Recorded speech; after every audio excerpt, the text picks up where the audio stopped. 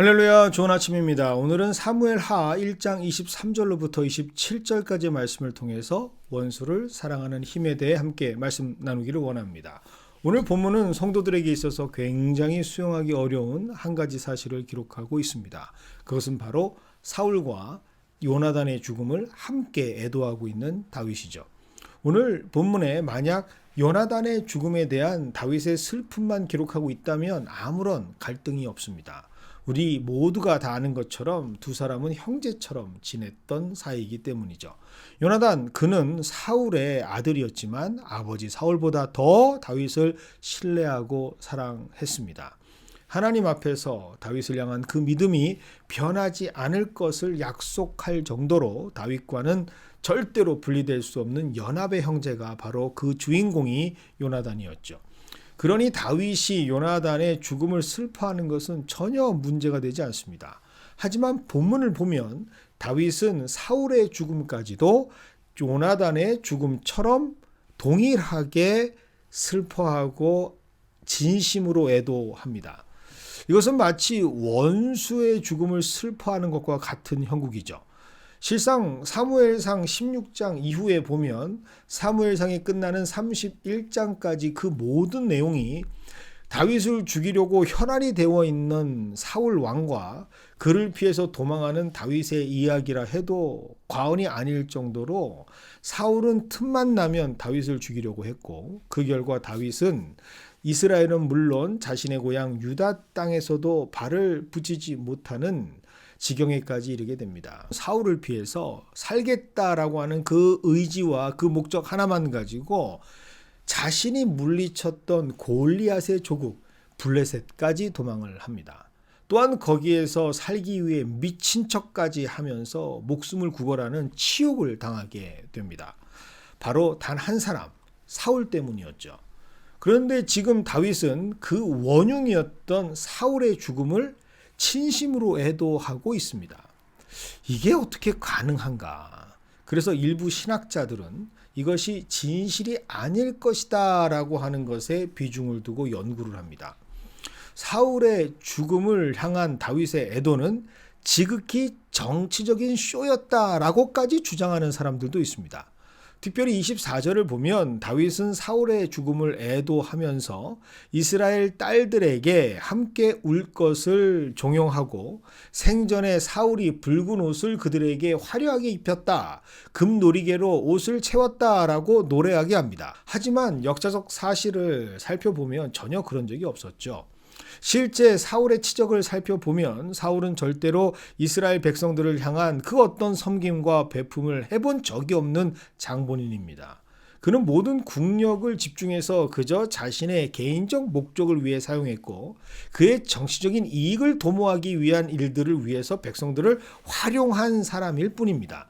그러니 오늘 본문에서 다윗이 이렇게까지 사울의 죽음을 애도하는 것은 다분히 대적자 사울과 그의 후계자 요나단이 한꺼번에 사라진 이 상황을 최대한 정치적으로 유연하게 활용하기 위해서 당시 기득권이었던 사울의 본거지, 정치적 기반인 베냐민 지파와 자신이 속해 있던 유다 지파의 영원한 라이벌이었던 에브라임 지파의 반발을 막기 위한 음막의 정치쇼였다라고까지 주장합니다.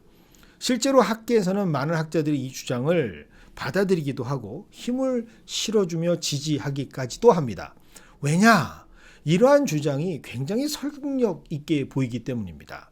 우리가 살아가는 세상에서 절대로 찾아볼래야 찾아볼 수 없는 모습이 아닙니까?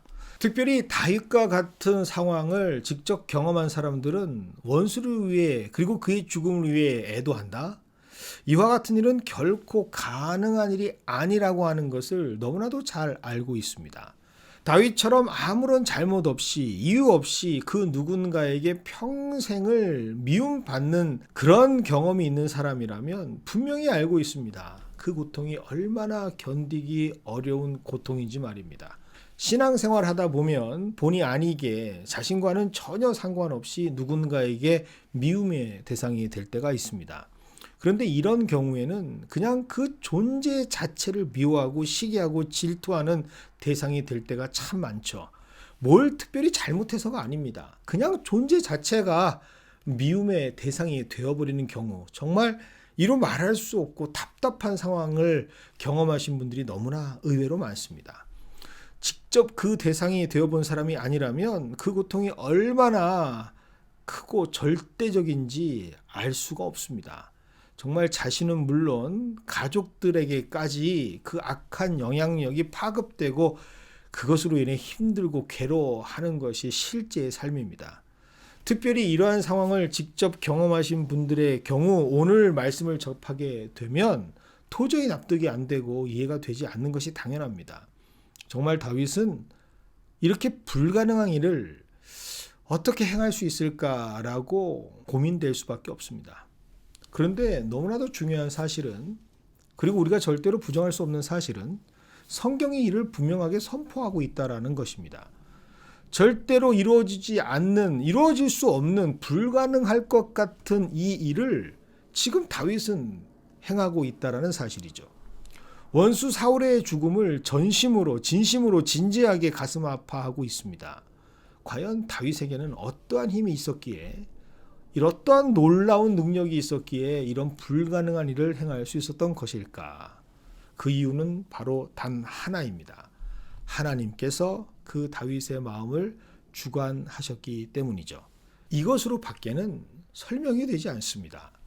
그래서 어떤 신학자는 용서란 인간으로부터 절대로 시작될 수 없는 신의 선물을 가진 자만이 행할 수 있는 인간 밖의 능력이라고 말합니다. 그렇습니다. 원수를 용서할 수 있는 힘은 특별히 오늘 다윗이 보여주는 것처럼 단순한 용서를 넘어서서 오히려 그의 죽음을 슬퍼할 수 있는 능력은 인간의 노력으로는 절대로 자생될 수 없는 하나님의 영역의 산물이라는 사실이죠. 그래서 용서는 노력의 결과가 아닌 하나님의 은사입니다.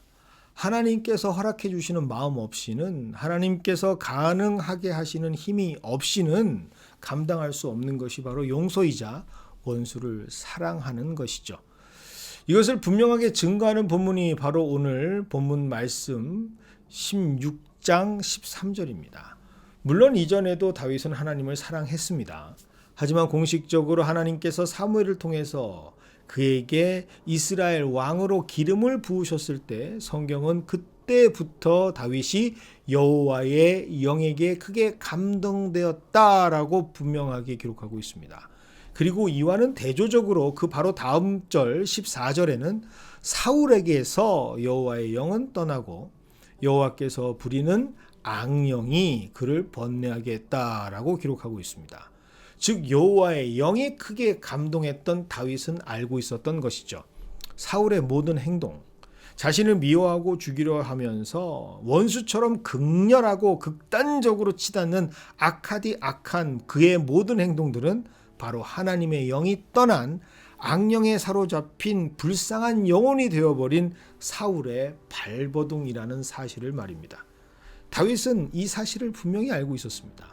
그래서 자신 역시도 하나님의 영이 떠나면 언제든지 사울과 같은 일을 자행할 수 있다라는, 악한 자가 될 수 있다라는 사실을 다윗은 분명히 알고 있었던 것이죠.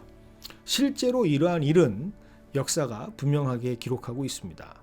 다윗 자신 역시도 육신의 탐욕으로 하나님이 떠난 상태가 되었을 때 그는 그의 둘도 없는 충신, 그를 전장에서 사륙하는 살인 교사를 행하는 죄인이 됩니다.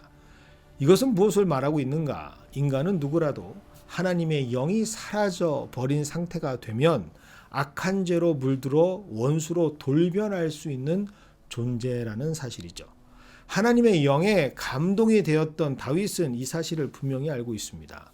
그러니 다윗은 사울을 인간의 눈으로 조망하고 보는 것이 아니라, 피해자와 가해자의 상관성으로 사울을 판단하는 것이 아니라 오히려 그를 불쌍히 여기게 되는 것이죠.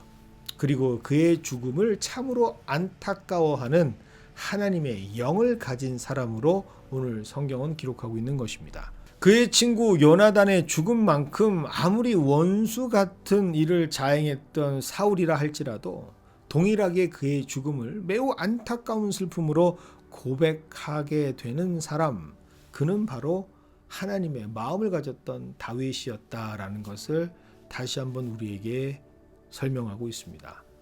그래서 오늘 말씀은 우리에게 굉장히 중요한 한 가지 복음을 알려주고 있습니다.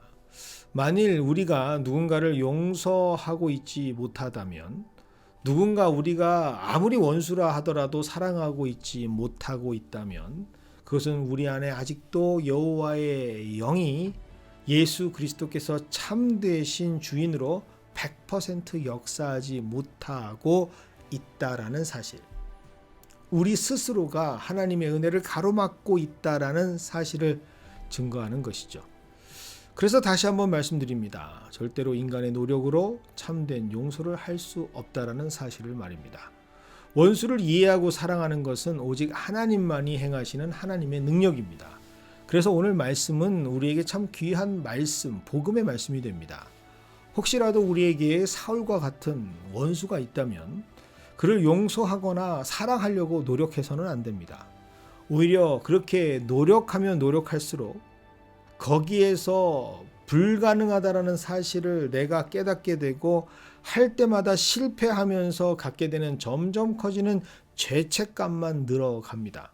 이것을 가능하게 하시는 것은 바로 하나님, 하나님의 마음, 하나님의 도우심을 유일하게 요청할 때만이 우리는 원수를 사랑할 수 있게 되고 그들을 용서할 수 있게 됩니다. 그것을 위해 기도하는 저와 여러분이 되기를 원합니다. 그리고 그 기도가 오늘 우리에게 시작될 때 하나님께서는 오늘 말씀의 주인공과 같은 다윗과 같은 우리가 되게 하실 줄 믿습니다.